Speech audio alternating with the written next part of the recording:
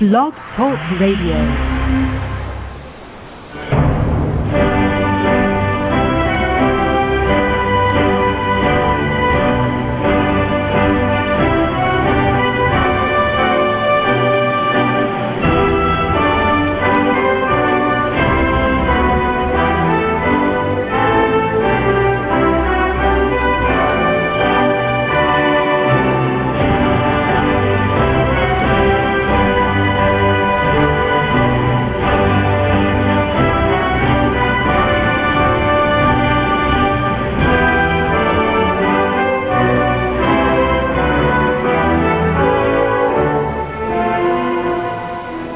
Meus amigos, estamos aqui de volta. Como sempre, começamos invocando a Santíssima Virgem Maria, o Santo Padre Pio de Pietrelcina, para que roguem a Deus que nenhuma injustiça se cometa nesse programa. Queria lembrar a vocês a presença do poeta e filósofo Ângelo Monteiro em Curitiba, no Instituto Olavo de Carvalho, nos dias 10 e 11 de dezembro, sexta-feira e sábado, às 15 horas, com duas conferências que certamente serão imperdíveis. Aqui também, para não dizer que está tudo perdido no Brasil, o pessoal me avisa aqui, o Fabrício Vasconcelos me avisa que a Baixada Santista agora tem a sua missa tridentina, depois de 50 anos. É todo domingo às 3h30 da tarde na Capela Nossa Senhora do Desterro. Fica dentro do Museu de Arte Sacra, no Centro Histórico de Santos. Aos poucos a missa tridentina vai voltando, tá? Também o pessoal aqui do Centro Cultural Mirador, www.ccmirador.com.br, em Porto Alegre, avisa que está exibindo todas as sextas-feiras às 16 horas o curso completo da minha História Essencial da Filosofia, gratuitamente para quem quiser assistir. O Centro Cultural Mirador é o centro da seção masculina do Opus Dei em Porto Alegre. Portanto, qualquer um pode ir, mas é a seção masculina, então Clube do Bolinha, só entra menino, né? O endereço do centro é bairro Rio Branco, Rua Cônego Viana, número 210. Então, parabéns aí, Centro Cultural Mirador, muito obrigado pela sua atenção, né? Olha aqui, essa semana chegou aqui um comentário do Ken Blackwell, que foi secretário de Estado do Ohio. Ele diz que pelos resultados da eleição americana é que nós podemos ver a total falta de confiabilidade da grande mídia aqui dos Estados Unidos. Porque, para quem acredita em New York Times, CNN, etc., o Tea Party ainda era apenas, vamos dizer, um grupelho, né? Grupelho de extremistas, racistas, etc. O Ken Blackwell, que é um dos líderes do negócio e é mais preto que o Obama, ele diz, olha, lendo os jornais você diria que o Tea Party ia ter 2 votos. Na verdade, o Tea Party foi o grande vencedor das eleições, mostrando que ele expressa a opinião maciçamente a opinião majoritária americana. Mas olha, no Brasil ainda tem gente que não se rende a isto, porque aqui na Folha de São Paulo, no UOL, né, aqui aparece um sujeito chamado... Uma moça chamada Andréa, pode ser nome de homem ou de mulher, Andréa Murta, correspondente em Washington. Olha, a função de correspondente em Washington consiste em você ler o New York Times, recortar, traduzir uns pedacinhos, mandar para o Brasil e dormir o resto do dia, né? Então essa senhora ou senhor, não sei, né, já chama o negócio de movimento ultraconservador, quer dizer, que é excessivo, ultra é aquilo que é excessivo, que ultrapassa, né? Então o que está querendo dizer? Que a maioria do eleitorado americano é ultraconservador, deveria ser banido da política? E ele diz aqui que o Tea Party atrai 600 grupelhos, né? Então aqui, mas é uma reunião de grupelhos. É incrível, e dizendo, não, o movimento não tem um objetivo claro, né? Está reclamando, está fazendo de superior. Quer dizer, que coisa mais provinciana, mais idiota, pô. Quer dizer que depois dessa votação vocês ainda não entendem que aquilo é a expressão da opinião majoritária americana?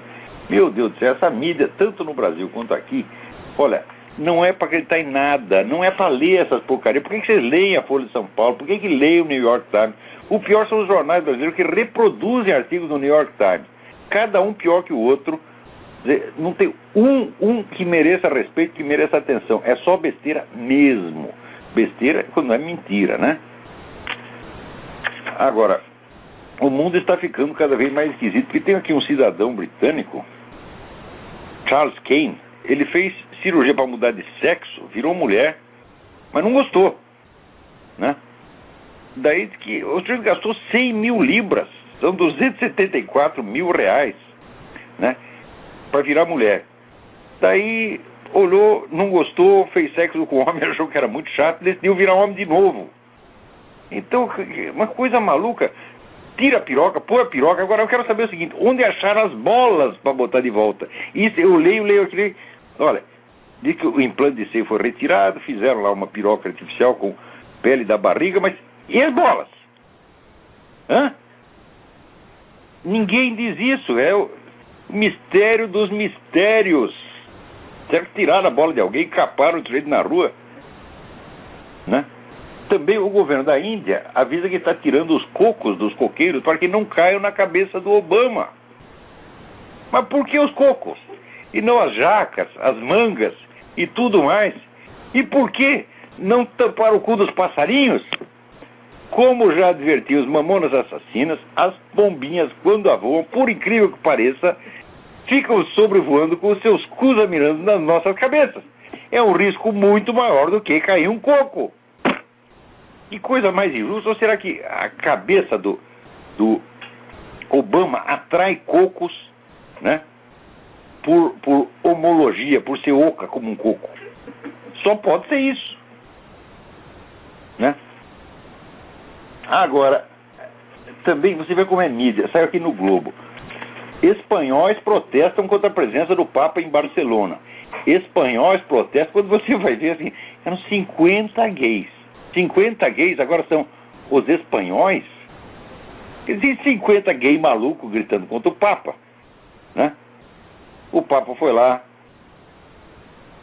para consagrar a Catedral da Sagrada Família, que é obra do arquiteto Gaudí, que é um dos grandes gênios da arquitetura de todos os tempos. A catedral é uma maravilha, uma obra de arte assim, de você ficar perplexo. E já está demorando muito para consagrar a catedral. Agora, o pior é o seguinte, que os caras dizem que aquilo representa uma época de tempos passados e obscuros, né? Ele está se referindo à Idade Média, mas acontece o seguinte: a Catedral Sagrada Família foi construída no começo do século XX, meu Deus do céu. Quer dizer, nem isso os caras sabem. Puta vida, né? Se ele ficar lá o dia inteiro se esfregando em homem, não tem tempo para estudar. E daí vai lá falar besteira na frente do Papa, e o Globo noticia espanhóis. Você tem impressão que a nação espanhola, que houve um movimento como o Tea Party, todo mundo saindo na rua para protestar contra o Papa. Na verdade, é meia dúzia de gato pingado. Agora, meia dúzia de gato pingado gay tem repercussão no mundo inteiro. Se você fizer uma manifestação de 50 pessoas, por exemplo, contra o aborto, a mídia vai ignorar solenemente. Ou então vai gozar da sua cara. Meia dúzia de gato pingado. Agora, se é 50 gays falando contra o Papa, daí virou a manchete: espanhóis protestam contra a presença do Papa. Olha, o Globo não serve nem para limpar o cu. Eu tenho vergonha de ter escrito nesse jornal, Escrevi porque simplesmente tinha o dever de dizer certas coisas, e eles me ofereceram de má vontade aquela tribuna. E além disso, eu precisava do dinheiro, ganhava algum dinheiro ali. Depois de ser demitido do Globo, minha estação melhorou muito, se vocês querem saber, né? Agora está aqui, né? O Defensoria Pública da União recomendou ao MEC que anule a prova do Enem 2010. A prova estava cheia de erro, toda furada, ainda vazou. Todo mundo ficou sabendo, mas o Enem não é para avaliar os outros? Agora, se o avaliador é esta merda, o que vale a avaliação, meu Deus do céu, né? O Brasil, assim, virou um negócio onde ninguém mais tem critério para medir nada. Todas as medidas no Brasil são elásticas, né? Tudo é subjetivo. Na prova do Enem tem até a questão sobre homofobia, né? E dizia o seguinte, que Pecado nefando era a expressão correntemente utilizada pelos inquisidores para a sodomia. Não, os inquisidores, o caralho, gente. Hoje, turma do Enem. É? O Papa hoje dirá para você que é um pecado nefando. É? Quer dizer, isso aí faz parte da doutrina da igreja, não eram os inquisidores. Talvez até entre os inquisidores tivessem uns viados enrustidos lá, como é que eu vou saber? É? Então, quer dizer, a pergunta é construída de modo a criar preconceito e ódio contra a Igreja Católica. Como se a Igreja Católica tivesse passado 2.000 anos matando viado, não teria sobrado nenhum. Pior, aqui, para introduzir a pergunta, ele diz que o número, ele fala da Inquisição e diz o número de homossexuais assassinados no Brasil, quer dizer, já está associando a doutrina católica sobre o pecado com os assassinatos de homossexuais. Então, primeiro, a associação inteiramente difamatória. Você vai ver, não tem um sujeito que matou gay por ser católico e ficar ofendido com a viadagem do outro. Não tem nenhum. Jeito, matei por motivo religioso, porque ele estava cometendo um pecado nefando, fui lá, dei 2 tiros no desgraçado. Não vai ter um caso desse. Mas aqui o Enem, né, fazendo a sua lavagem cerebral em cima da cabeça dos meninos, já cria essa associação. E, em segundo lugar, mente, porque o Brasil bateu o recorde histórico de assassinatos de homossexuais. Peraí, recorde histórico de quem? Do próprio Brasil ou do mundo? Hã? Olha que coisa mais filha da puta. Bateu o recorde histórico. Não diz se bateu o recorde do mundo ou do próprio Brasil. Quer dizer, teve um assassinato a mais. Então, evidentemente, bateu o recorde do ano passado. Qual é esse recorde extraordinário que prova a perseguição, a matança, o genocídio de homossexuais no Brasil? São 195 casos. Num país que tem 50 mil homicídios por ano, eles acham que 195 homossexuais assassinados comprova perseguição a gay. Ademais, eu desafio qualquer pesquisador a fazer uma revisão desses 195 casos e ver se está provado que esses crimes foram cometidos por motivação homofóbica. Porque qualquer coisa que se faça contra o homossexual, né? Por exemplo, o homossexual vem com o carro, bate no seu carro. Você fica puto da vida, levanta, dá 3 porradas no cara. Ele chega lá, vai na delegacia e diz que foi agredido por motivação homofóbica. Ou um ladrão entra na casa dele, assalta, o cara reage, eles dão 2 tiros no cara, pronto, foi assassinado por motivação homofóbica. Eu duvido que esses 195 casos sejam autênticos. Porque, cadê a documentação? Cadê os 195 processos? Por que não publicam? Se querem provar que houve 195, publiquem os 195 processos. Façam lá uma publicação do próprio Enem, vai provar que a sua pergunta, a sua formulação da pergunta tem algum fundamento. Você não verá em parte alguma essa documentação. Não verá porque ela não existe. Isso é tudo fraude, isso é uma empulhação. Quer dizer, isso é uma auto-vitimização encenada. O Brasil é um país que as vovozinhas assistem show de travesti às 3 horas da tarde com os netinhos. Ninguém faz porra nenhuma contra o homossexual. Devia fazer. Devia processar, por exemplo, né? Esses camaradas que ficam aí promovendo pedofilia, como o seu Luiz Mota, que é um óbvio propagandista da pedofilia, tá certo?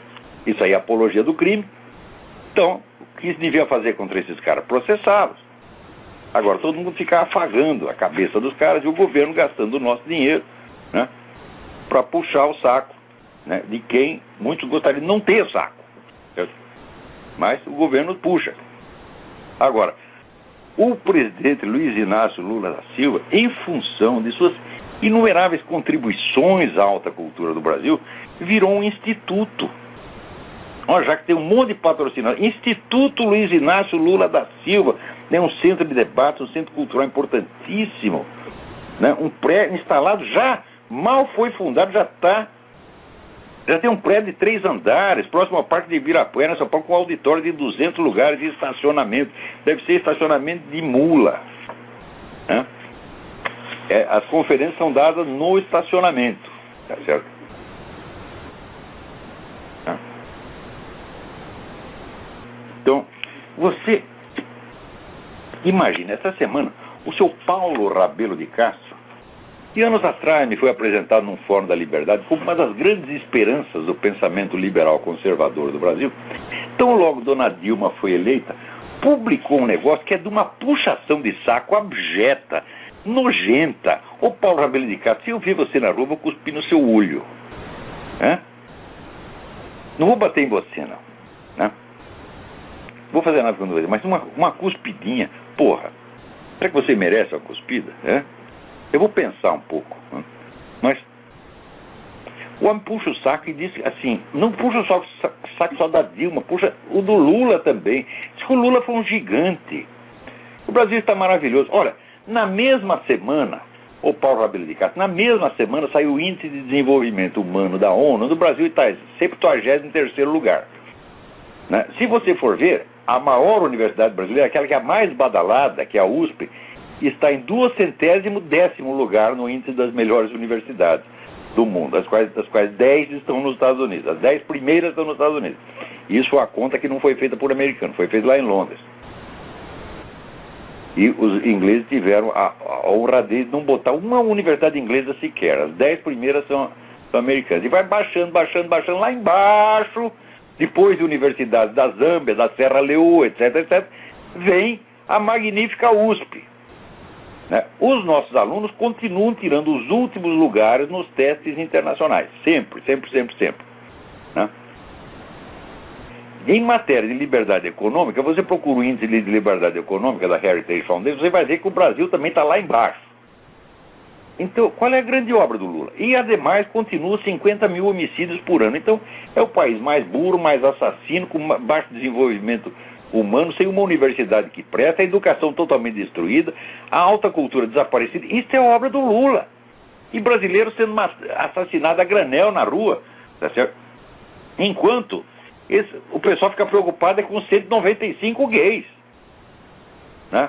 Os outros 49 mil e tantos brasileiros não interessa. Eu não vejo um debate sobre isso. Eu vejo os caras falando abstratamente em segurança. Eu digo, mas espera aí, ninguém está dizendo que está havendo uma matança, que isso aí corresponde a 2 guerras do Iraque por ano. Não tem nada que se compare a isso no mundo. Não tem E é uma coisa contínua, é todo ano a mesma coisa. Quer dizer, a matança de brasileiro, o genocídio de brasileiro já virou uma coisa normal. Você não vê um debate, você não vê uma preocupação séria durante as campanhas eleitorais. Você não vê ninguém protestando contra isso.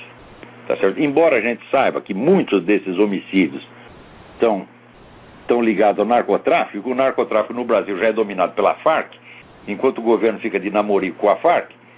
Eu digo, o governo não age contra essa matança precisamente por causa disso, porque tem rabo preso com as Farc. Também não vê ninguém discutindo isso aí.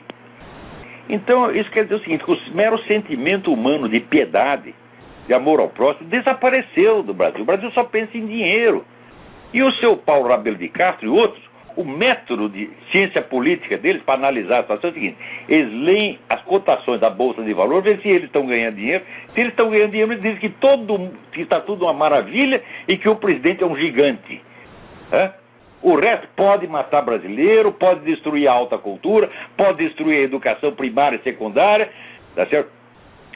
Pode nosso índice de desenvolvimento humano empurrá-lo. Ele acha que tudo é maravilhoso. Quer dizer, como é possível a pessoa que só olha a coisa daquele ângulo, não é econômico, financeiro, estrito, e julga as coisas? Paulo Rabelo de Castro, você como analista político, você é um merda. Você é primário, você é um amador, você não sabe nada. O que você sabe é só ver se você e seus amigos estão ganhando dinheiro e daí dizer que está tudo maravilhoso.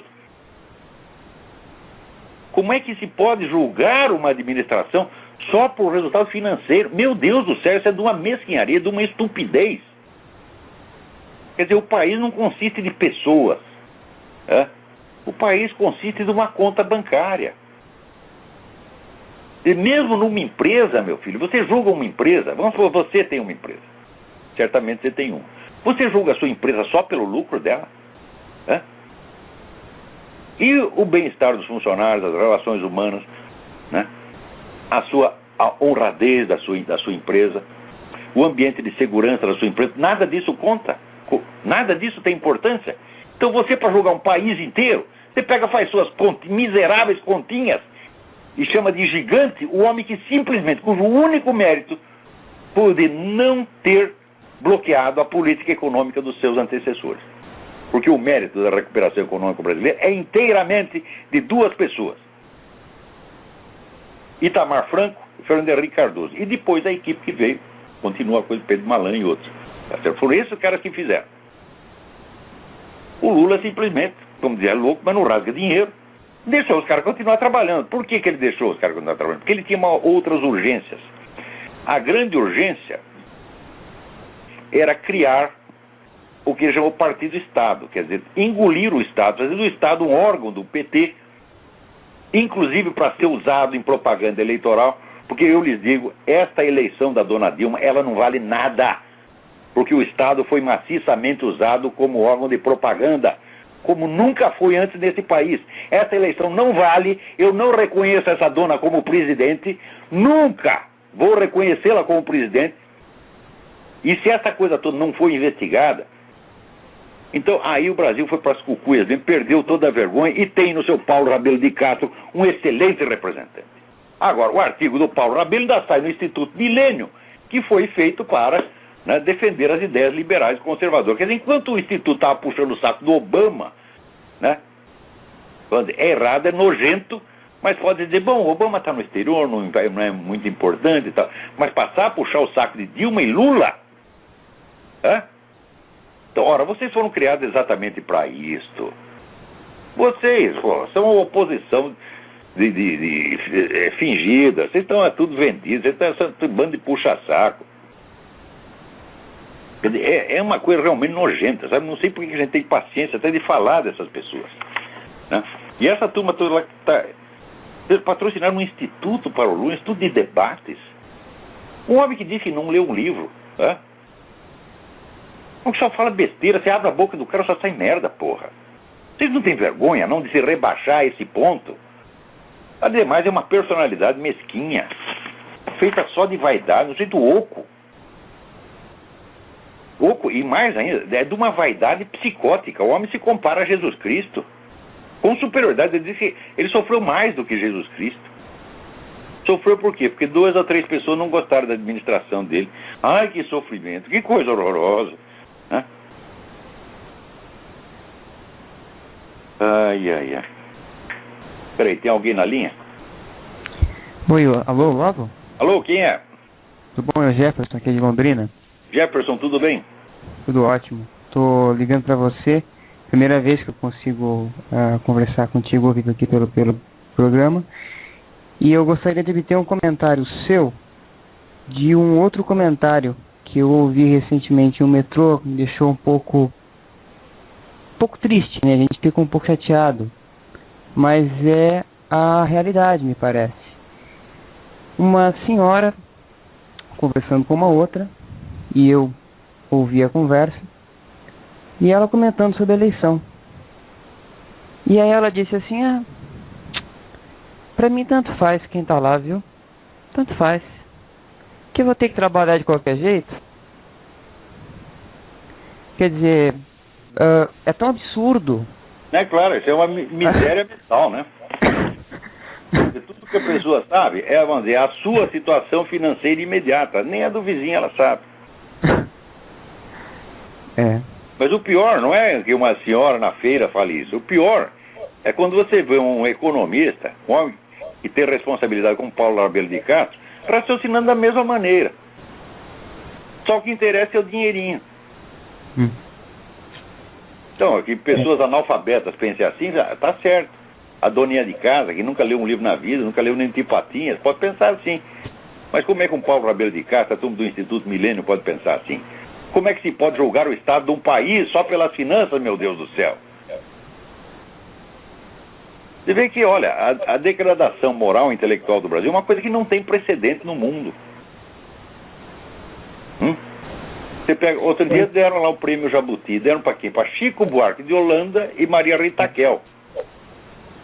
Se somar tudo que os caras escreveram na vida, não vale um artigo meu, porque não tem substância nenhuma, é tudo besteira. Maria Rita é apenas uma mulher que está Ela teve um pai muito bom, que foi o Renato Kell, deu tudo para ela, deu uma boa vida, ela está muito revoltada com a instituição da família porque ajudou ela, tá entendendo? É assim. Quer dizer, quanto uma pessoa recebe na vida, mais revoltada fica. Está revoltada com os homens. Né? Eu não vejo que algum homem jamais tenha feito algum mal para ela, eu nunca soube disso. Né? Então, e o Chico Buarque, porra, a obra dele foi totalmente oca. De vez em quando eles fazem uns joguinhos de palavra interessantes, mas não vai passar disso, é? Quer dizer, o cara já recebeu tudo quanto é prêmio, toda hora tá todo mundo puxando o saco, por quê? O que é isso? Pô, como é que você vai comparar Chico Buarque e Maria Rita Kell com os escritores que o Brasil tinha nos anos 50 e 60? Que você tinha ali vivos ao mesmo tempo, você tinha Manuel Bandeira, Marques Rebelo, Herberto Salles, Graciliano Ramos, Gilberto Freire, Otto Maria Carpo. Era um negócio maravilhoso. Otávio de Faria, estavam todos vivos e trabalhando ao mesmo tempo. Agora não tem um, meu filho, não tem um. Quer dizer, a literatura brasileira acabou, a alta cultura acabou no Brasil. Isso nunca aconteceu em país nenhum do mundo, nem mesmo na Alemanha nazista. Durante o nazismo a cultura baixou esse ponto, nem mesmo ali. Agora, no Brasil, as pessoas destruíram a alta cultura porque elas têm inveja. É aquele sujeito analfabeto incapaz, que ele odeia quem tem conhecimento, odeia quem tem capacidade. E quem é assim? O próprio Lula é assim, Dona Dilma também é assim, que é outra analfabeta. Olavo, mas me parece que a situação é muito absurda, e você e nós como brasileiros assistindo a todo o circo é muito complicado, mas parece que uma situação não só brasileira, parece que o Brasil realmente é um caso particular e deve ser tomado como tal, mas é uma situação que tem um nível internacional, claro, talvez. A decadência cultural mundial, mas como o Brasil não tem nada que se compare, nada. Porque no Brasil acabou 100%, não tem, você não vê um sinal de vida intelectual nesse país, nada. No máximo você tem alguma atividade escolar. Quando se diz que uma universidade é boa, significa o seguinte: vida intelectual não tem nenhum interesse em conhecimento, tem apenas a rotina. Os caras continuam, né, batendo ponto e ensinando dando as mesmas aulinhas do ano passado. Isso é o que você pode encontrar na USP, por exemplo. Agora, criatividade intelectual, interesse, né, pesquisa da verdade, não tem nada. E se você for pensar bem, parece que a gente não consegue medir a diferença. Aliás, o brasileiro nem quando ele viaja ele enxerga a diferença. Né? O brasileiro vai para Paris, né? E não vê muita diferença entre Paris e Ferraz de Vasconcelos, tá entendendo? E volta falando mal. Tem esses brasileiros vagabundo que tá aqui como imigrante ilegal? Os caras chegam aqui com a mão adentro e outra atrás. Chegam esfomeado, ferrado, tá entendendo? Chegam D4. Um ano depois tem uma casa, 3 carros, um bom emprego, aposentadoria, tudo. E falam mal. E o que é isto, porra? Tem uma gente de sentimento baixo, tá entendendo? Olha, eu só não tenho vergonha de ser brasileiro porque eu não tenho culpa. Tenho culpa de ser brasileiro, você também não. Peraí, tem mais alguém aí na linha para falar? Obrigado aí pela sua colaboração. Oi, professor. Oi, quem é? É o Alex Brum, eu sou o Cavaleiro do Templo aqui de Alex, tudo bem? Brasil. Tudo bom. Professor, só uma correção. O Espírito Santo sozinho está matando 2 vezes mais do que o Iraque. Eu falo porque eu nasci aqui e leio o material que a Secretaria de Educação, Secretaria de Segurança divulga aqui pra gente na nossa mídia. Portanto, olha só, gente, presta atenção nesse depoimento. Olha o que está falando. Só no estado do Espírito Santo estão matando mais gente do que na guerra do Iraque. Pois é. Se você não vê um debate nacional, você não vê ninguém denunciando a parceria do governo com as Farc, que está documentada. Simplesmente a realidade se tornou proibida no Brasil. Só pode falar de fantasia, como por exemplo, né, o gigantismo moral do seu Lula, as virtudes intelectuais da Dona Dilma e assim por diante. Só se pode falar do que não existe. Pois é. E no Espírito Santo nós temos 3,5 milhões de habitantes só. Então, é até brincadeira, né? 2% da população brasileira, mais ou menos, mata 2 vezes mais do que o Iraque. Olha só. Assim, é uma coisa de cair o queixo, meu Deus do céu. É uma coisa aterradora, isso já virou um genocídio. Mas ninguém está preocupado com isso, né? O que é uma grande gestão? Aumentou as nossas reservas de capital. Olha que coisa maravilhosa. É um raciocínio tão dinheirista, tão baixo. Veja que no tempo da ditadura militar, quando o governo se gabava do crescimento econômico, a esquerda inteira respondia: mas e o desenvolvimento humano? E a cultura? E o bem-estar das pessoas? Todos agora mudou. Agora estão eles no governo. E eles usam em seu favor o mesmo argumento que a ditadura militar usava, que é o crescimento econômico, que é 1/3 do que era no tempo da ditadura. No tempo da ditadura o Brasil chegou a crescer 15% ao ano. Agora cresce 4,6%, né? E sai aí seus milhares de Paulos Rabelos, que são produzidos a granel, tá certo?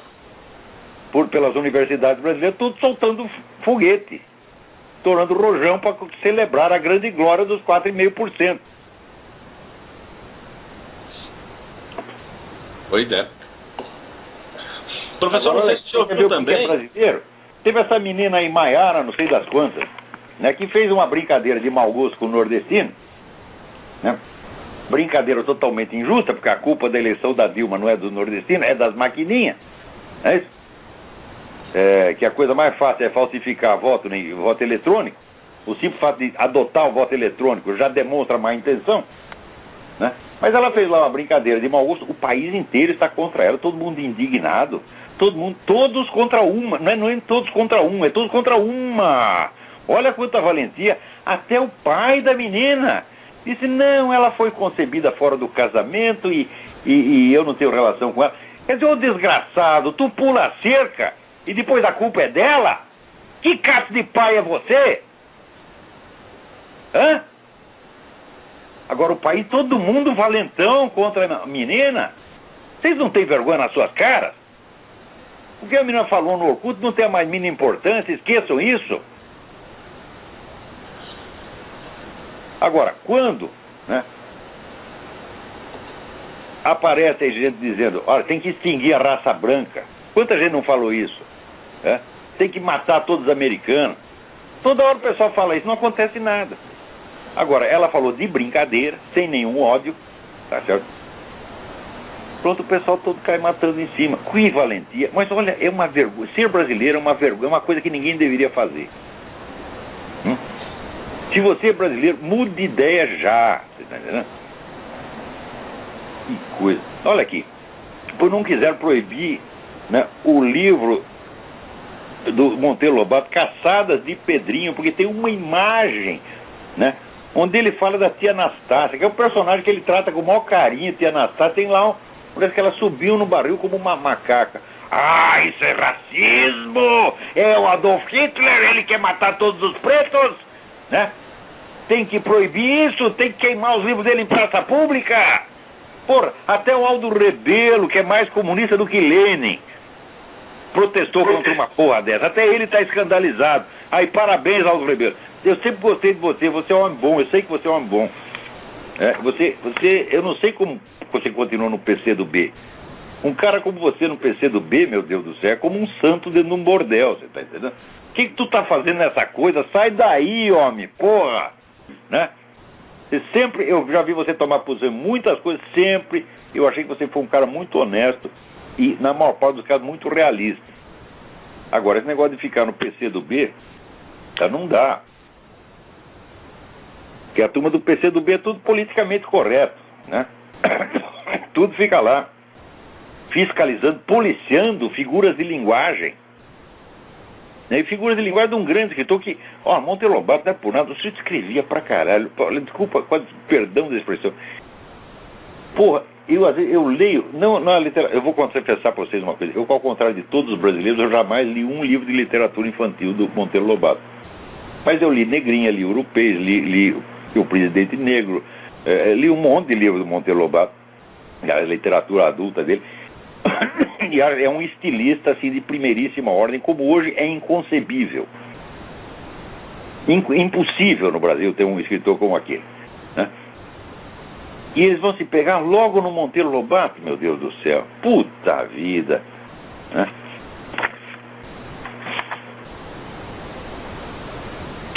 E é uma coisa impressionante. Agora, olha aqui, o Hélio Gaspari, de vez em quando, né, acerta. Diz ele, Dilma ampara um lance de estelionato.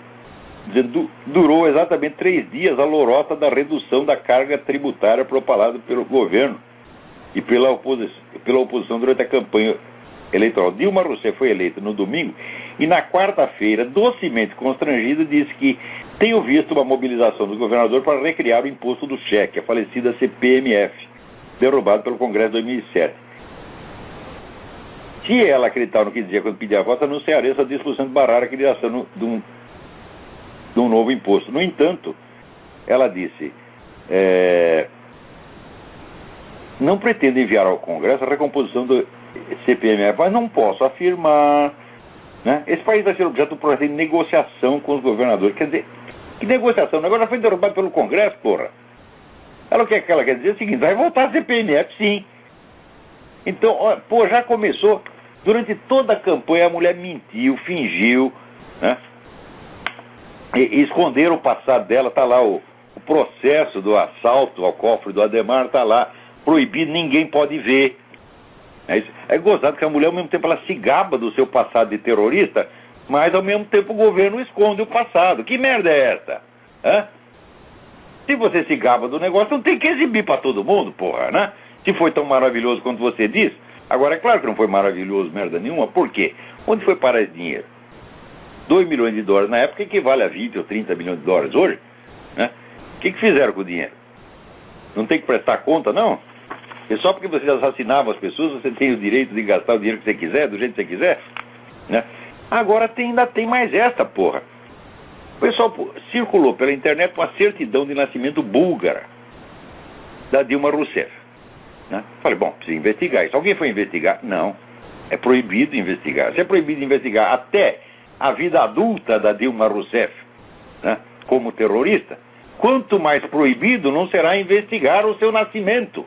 Então nós temos aí um Obama de saias. Né? A mulher cuja vida é secreta. Ninguém pode fazer, não pode fazer pergunta. Porra, por que esses jornais todos não têm vergonha na cara, não mandam alguém para a Bulgária para investigar essa porra? Vai ver se o documento existe mesmo. Porque se ela nasceu na Bulgária, ela não pode ser presidente do Brasil, a eleição dela não vale nada. Por si mesmo, quer dizer, pelo simples uso maciço da máquina estatal como instrumento de propaganda, a eleição já não vale bosta. Né? Agora, se a mulher nasceu na Bulgária, então é abaixo de bosta. E ninguém quer investigar, ninguém quer saber. Não, é proibido. Só que acontece o seguinte, na Bulgária o pessoal está tudo comemorando e dizendo que tem uma búlgara na presidência do Brasil. Né? Aqui, daí no Estadão. Né? Cidade de Gabrovo está lá comemorando. Porque eles a consideram búlgara. Por que eles consideram búlgara? Né? Você vê, quando o general Ernesto Geisel, que era descendente alemão, foi eleito, teve festa na Alemanha? Não, porque ele não é alemão, ele nasceu no Brasil, descendente de alemão. Né? Eu mesmo sou descendente de alemão e português, misturou os dois. Tá certo? Então, qualquer coisa que eu faço, vou fazer. Né? Se eu for eleito presidente, vou fazer festa. Ah, tem um português da presidência do Brasil, tem um alemão na presidência do Brasil. Que palhaçada é essa? Se fazem festa e dizem que ela é búlgara, meu Deus do céu, é um sério indício de que aquele documento significa alguma coisa e, no mínimo, tem que ser investigado. Tá certo? Mas a imprensa no Brasil existe apenas para encobrir. Então eu digo para vocês, não leiam jornais brasileiros, os grandes jornais. Né? Vão para a internet, busquem diretamente da fonte. Tá certo? Reforce as pessoas que estão tentando investigar e descobrir as coisas por sua conta própria. Né? Espera aí, tem mais alguém na linha aí? Alô?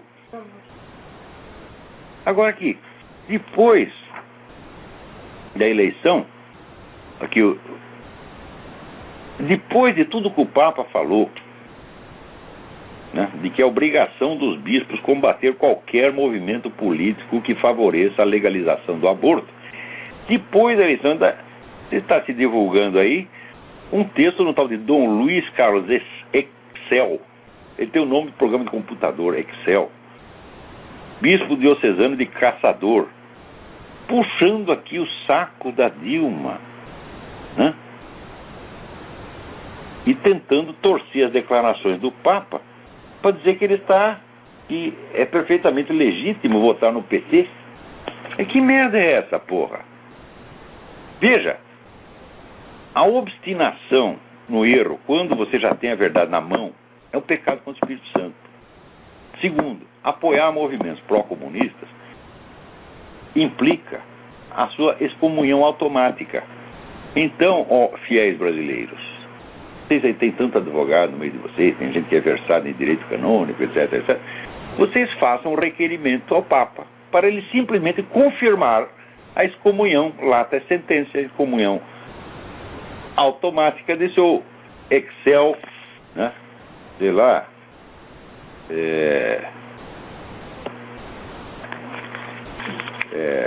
Excel e outros programas de computador, né? Agora aqui, ó, é a Maiara Petruso, o nome da menina que eu falei.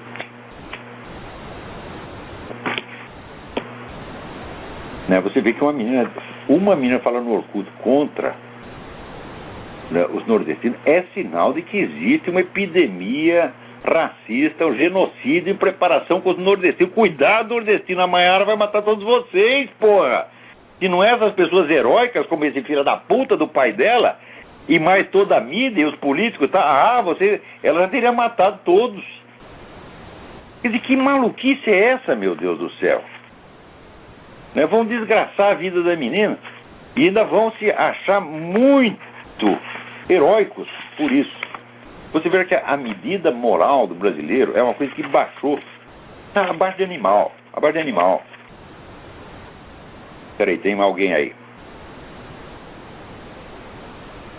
Alô? Alô? Sim. Alô?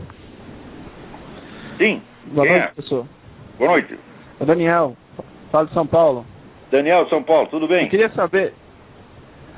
saber se existe contradição entre ser maçom e católico, qual é a posição, se é possível contradição isso. Lógica não existe. O que existe é uma proibição formal dos papas que vem desde o século XVIII.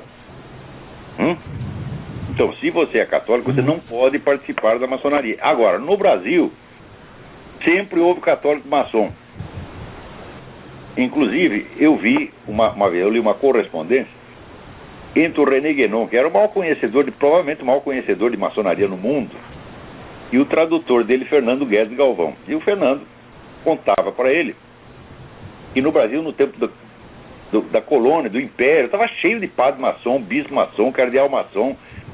E o René Guénon caiu de costas, porque ele disse, olha, isso aí nunca aconteceu no mundo, isso só aconteceu na França durante um breve período, durante a Revolução, houve uma certa mescla, né, de católicos e maçons. Isso nunca aconteceu, esse é um negócio que só acontece no Brasil. Mas no Brasil, como dizia o meu amigo Andrei Plecho, que foi ministro das Relações Exteriores da Romênia, no Brasil ninguém tem obrigação de ser normal. Isso é um país de maluco, onde o cardeal vai lá, entra na maçonaria, não percebe que está fazendo nada demais, não percebe que já está excomungado. O cardeal entra pro Partido Comunista, tá certo? E também não percebe que está excomungado. Ninguém percebe nada nessa porra. Esse é o país onde parece que está todo mundo bêbado ou drogado, né? Então essas situações irregulares nem sempre implicam uma culpa subjetiva. Quer dizer, o indivíduo está objetivamente fazendo uma coisa que está errada. Quer dizer, ele como católico não pode entrar na maçonaria. Mas subjetivamente ele não sabe, ele não sente ou não percebe. Então é a confusão, é a meleca geral, você está entendendo? Agora, isso não quer dizer, vamos dizer que a maçonaria seja uniformemente um órgão destrutivo, letal e anticatólico. Não é. De fato não é. Você estudando objetivamente, você vê que dentro da maçonaria você tem correntes pró-católicas e anticatólicas. Tá certo? Então, organizações do tamanho da maçonaria não tem como ser julgadas em bloco. Tá certo? Inclusive, você vê, esse país aqui foi fundado por maçons, né? E é ao mesmo tempo provavelmente o país mais religioso do mundo. É isso? E não há aqui conflito, pelo menos conflito aberto entre maçonaria e igreja católica. Não tem. Mas de qualquer modo não deve estar, não. Pergunta pro seu bispo. Agora, bispo também não sabe merda nenhuma. Você vai perguntar, bispo, como é a doutrina católica? Ele diz, doutrina o quê? Doutrina católica. Por isso que eu liguei. Ah, já ouvi falar. Você foi falar pro bispo, ele também não sabia? Por isso eu liguei pro senhor, pra saber. Então eu estou lhe dando a informação. Desde o século XVIII, os católicos estão proibidos de filiar-se à maçonaria. O que não quer dizer que você tem que sair pela rua batendo em maçom, falando mal de maçom, porque tem muita gente boa lá. E note bem, a República no Brasil existe graças a uma aliança que foi feita entre a Igreja Católica e uma seção da maçonaria que estava descontente com o imperador, que também era maçom. É? E qual seria a base, assim, da igreja dessa proibição? Ih, rapaz, isso aí é muito complicado para eu te explicar agora. Mas, em última análise, o que se afirma ali é que, no fundo, a maçonaria tem uma doutrina que diviniza o ser humano, no lugar de Deus. Mas isso não quer dizer que todos os maçons deem a sua adesão a essa doutrina. Tá certo? Tem muito maçom que está lá e não está sabendo qual é a finalidade última da coisa. E esse negócio, como a maçonaria tem um lado meio secreto, ou pelo menos discreto, uma loja não sabe o que a outra está fazendo e o negócio é um saco de gato no fim das contas, né? Esse negócio de você achar que a maçonaria controla tudo, esses caras que acreditam, né? Poder secreto e tal, bom, existem poderes secretos, mas eles não são tão coerentes e tão unificados quanto o pessoal imagina, né? Então é isso, peraí, tem outra pessoa aí na fila para falar. Obrigado pela sua participação. Alô? Alô, quem é? Alô, Olavo? Eu? Alô, tá me ouvindo? Perfeitamente.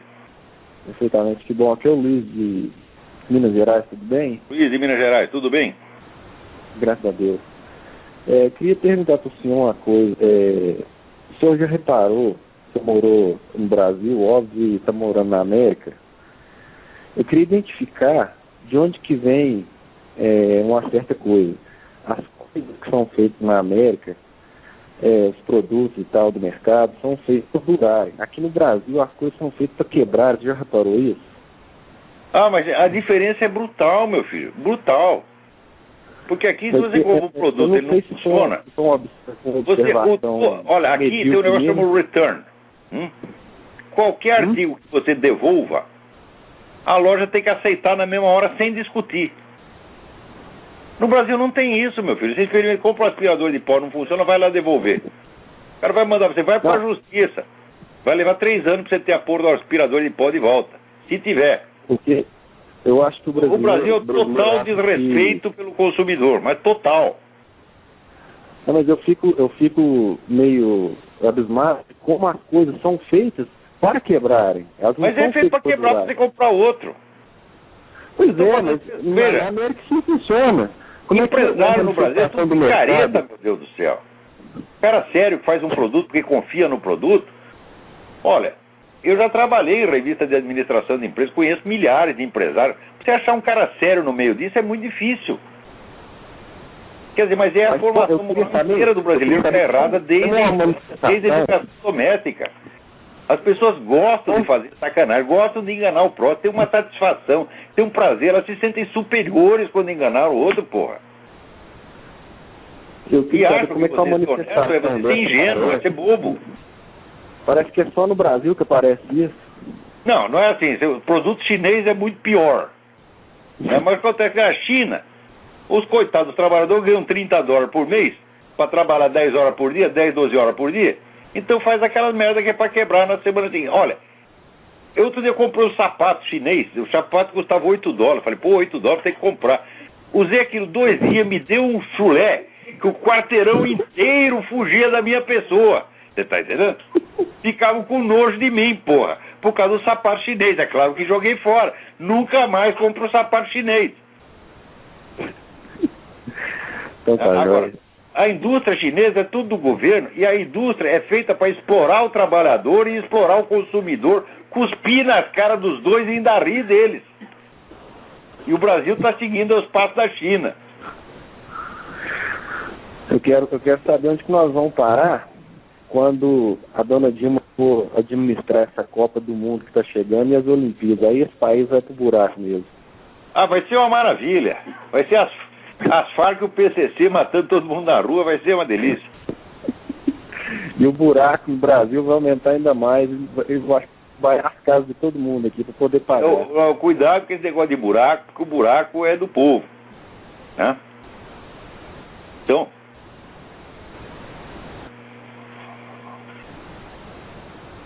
olha aqui, pelo menos na parte de ciência, de vez em quando a Folha acerta. Publicou aqui um negócio dizendo que numa revisão científica recente, feita pela Universidade de Oxford, não se comprovou nenhum benefício trazido pela maconha, mas uma infinidade de malefícios: dependência, bronquite crônica, insuficiência respiratória, aumento do risco de doenças cardiovasculares, câncer no sistema respiratório, diminuição da memória, ansiedade, depressão, episódio psicótico e, por fim, um comprometimento do rendimento intelectual da pessoa. Mas é óbvio, meu filho conversa com todo maconheiro, é um idiota. É um idiota autofabricado. Você pega uma pessoa inteligente, normal, dá uma maconha para ele, em 3 anos o cara está idiotizado, falando só bobagem. Ou seja, está pronto para ingressar na Academia Brasileira de Letras e ganhar o prêmio Jabuti. Tá certo? Então, agora, o curioso é o seguinte, é que os defensores da liberação da maconha e da cocaína são os mesmos que promovem a campanha antifumo, dizendo que o cigarro mata, etc, etc. Ó, meu filho, eu nasci com doença pulmonar grave. Fiquei 7 anos, moro não moro. Depois sarei, comecei a fumar com 14 anos de idade. Né? Quer dizer, estou fumando há meio século.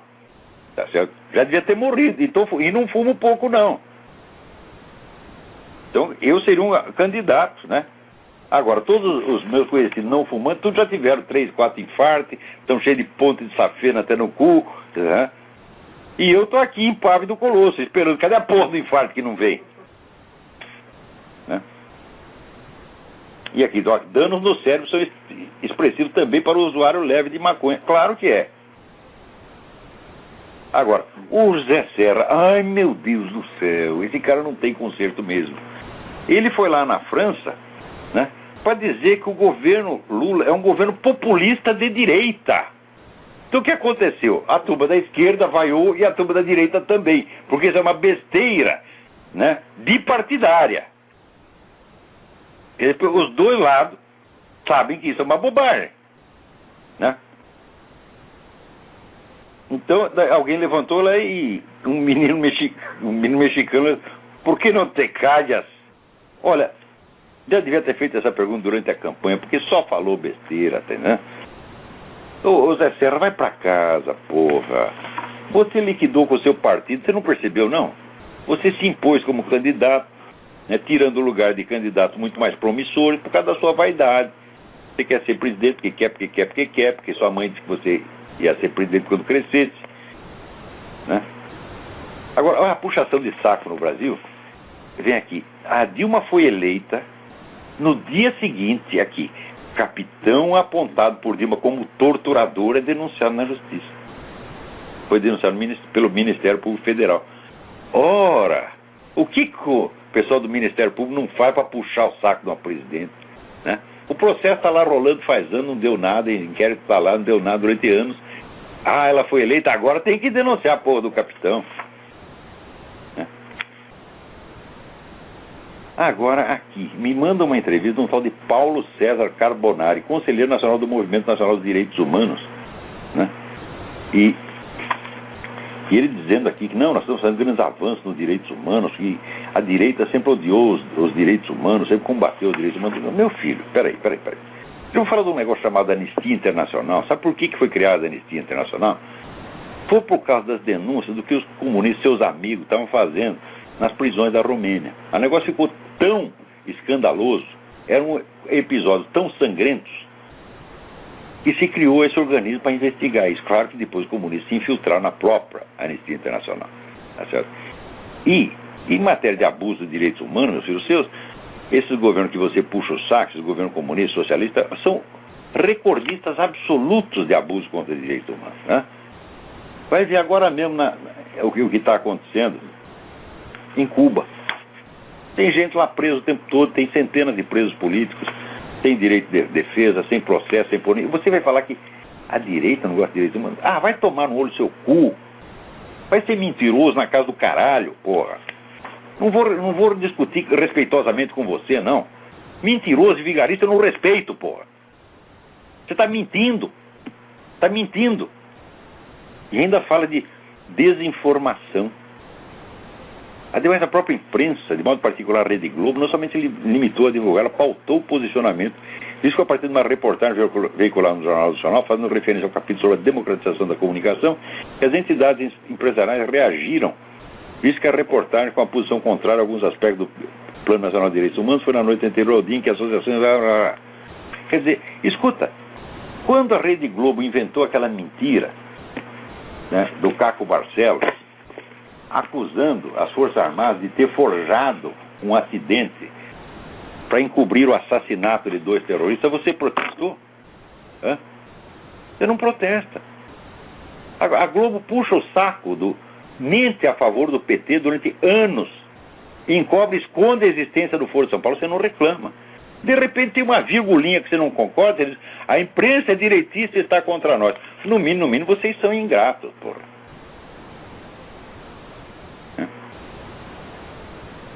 Aqui. Acabou a eleição. Vocês lembram que durante a campanha, você dizer que o PT era abortista, era difamação. Acabou a eleição. Aqui, no dia seguinte, saiu decreto do governo instituindo o termo de cooperação do governo brasileiro com a Fundação Oswaldo Cruz para legalizar o aborto. No dia seguinte. E quem que eu respeito essas pessoas, meu Deus do céu? Aqui o artigo do Paulo Rabelo de Castro. A geração de 68. Ai.